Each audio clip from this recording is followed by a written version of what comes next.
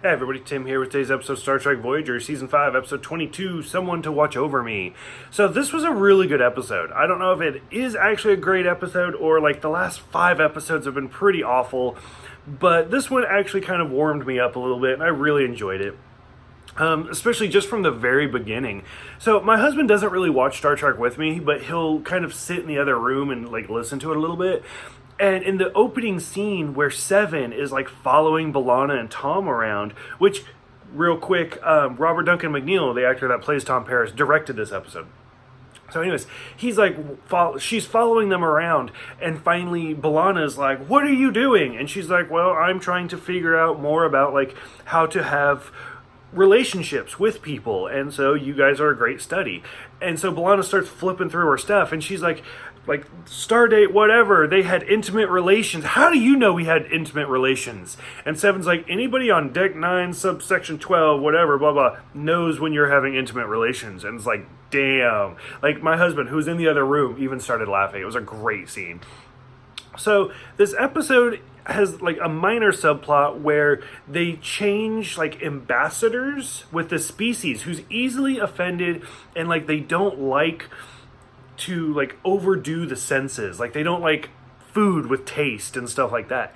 And so I think, I could be wrong, but I think this is the first time we've seen Janeway in the dress uniform, because Janeway and Tuvok go to the alien species and then we get the other ambassador, which I'll get to later. But I think this is the first time we've seen them in the dress uniform. I don't remember.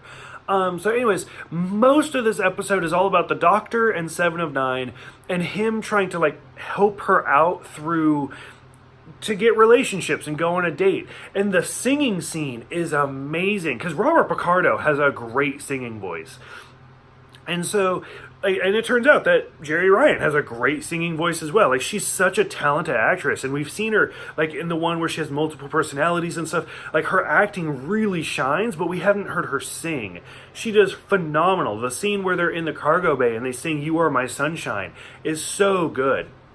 And then the Doctor pulls her hair down, and it's almost kind of what she looks like in Picard. And so it's kind of great to see, like, her literally, not just figuratively, letting her hair down and trying to relax. So overall, they go through a lot of stuff. Like, I think there was like 35 chapters or something, or lessons. And the Doctor and Tom actually end up making a bet that she can't get a date and keep the date throughout the ambassador's final dinner. And as soon as they do that, like, you as the viewer are just like, oh, this is going to be awful. And so the Doctor helps her. She does go on a first date. Like, I don't know, like, I'm kind of socially awkward with people, which is why I started doing these videos. But damn, like, she is like tearing his ligament and all sorts of stuff. And it's like, oh, okay, like, I guess I'm not that bad.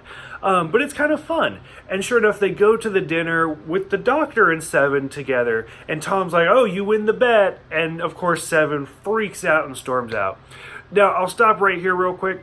I did not like the subplot with the ambassador, because the whole subplot is just about him like, hey, I'm away from the colony. I'm going to have sex. I'm going to get drunk. I'm going to have all sorts of food.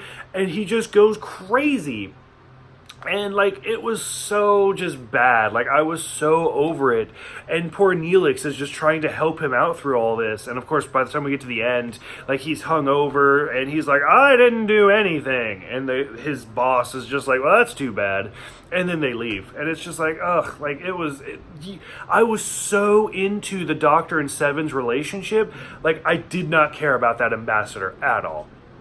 But overall, like, I really enjoyed this episode because I really wanted the Doctor and Seven to get together. Like, I thought they would be the perfect couple through the series to just see those two get together. And I guess I kind of still have hope that they did, even though I've seen the series finale before, so I know how it ends. But I don't know, this episode kind of shows, and I don't know, maybe it's too obvious that the Borg and the hologram hook up, but I don't know, I thought they were such a good pair, and I really, really enjoyed it. For those who have seen this one, what did you think about it? Did you think the Doctor should have told Seven how he really felt? What did you guys think about the whole ambassador subplot? Thank you guys for watching, thank you guys for subscribing, and I will see you guys next time for 11:59.